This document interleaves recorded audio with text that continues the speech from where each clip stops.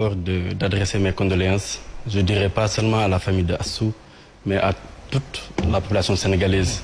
Parce que nous avons vécu une semaine de deuil national qui ont été marqués par des témoignages très tristes et qui témoignent un tout petit peu du niveau de précarité dans lequel est notre système sanitaire.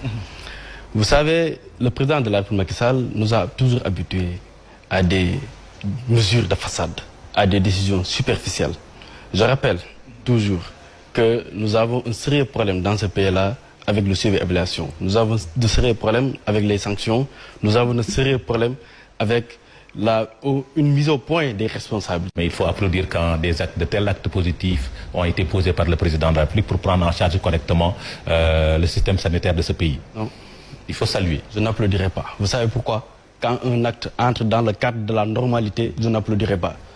Moi, Mohamed Dien, quand on me défalque de mon solde, de l'impôt qui doit aller au niveau des contribuables, et que le président de la République, prenant cet impôt-là et faisant un tiers ou un quart ou le centième de ce qu'il devait faire, mais bien évidemment, je ne l'applaudirai pas. Et il faudrait également la priorité politique. Vous savez, il parlait tantôt de relèvement du plateau médical, etc. Le président Macky Sall est venu dans ce pays-là en 2012. Il a fallu qu'il y ait le Covid-19 en 2020 pour qu'on se rende compte que dans ce pays-là, on n'a que 11 lits de réanimation. Nous avons 14 régions. À supposer qu'un seul patient doit entrer en réanimation dans les 14, qu'un seul patient, 3 vont mourir de facto. Parce qu'il y a un déficit de 3 lits. Et tous les lits étaient centralisés à Dakar.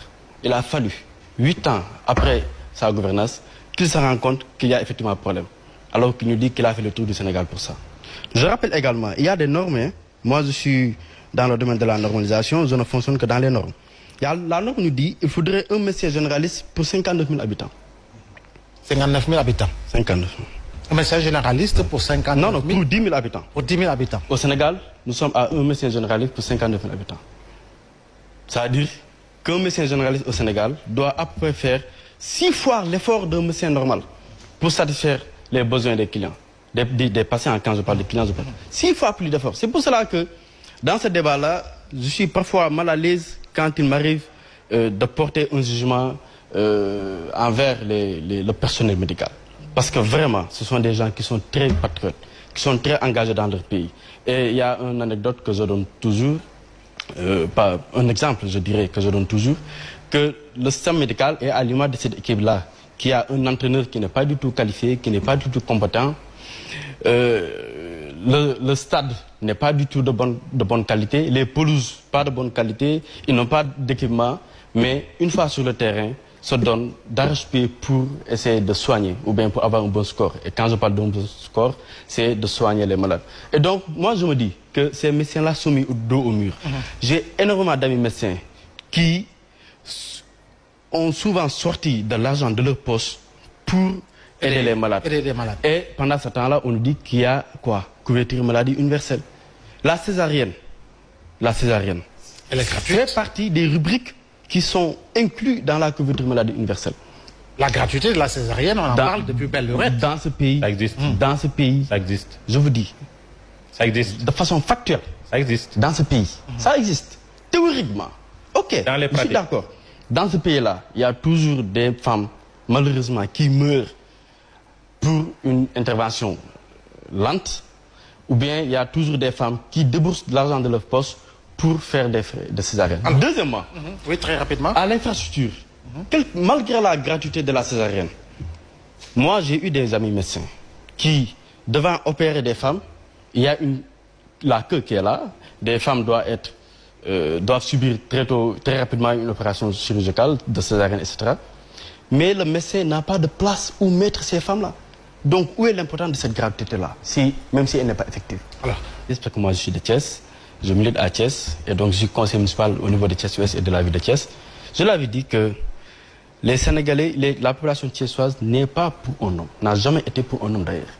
Mais la population thiessoise a toujours été pour un principe.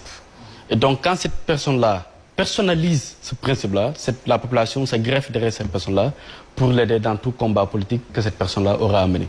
C'est la même chose pour le Sénégal.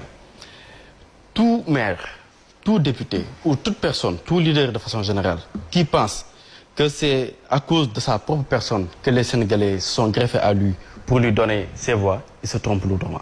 Ce leader-là, lourdement.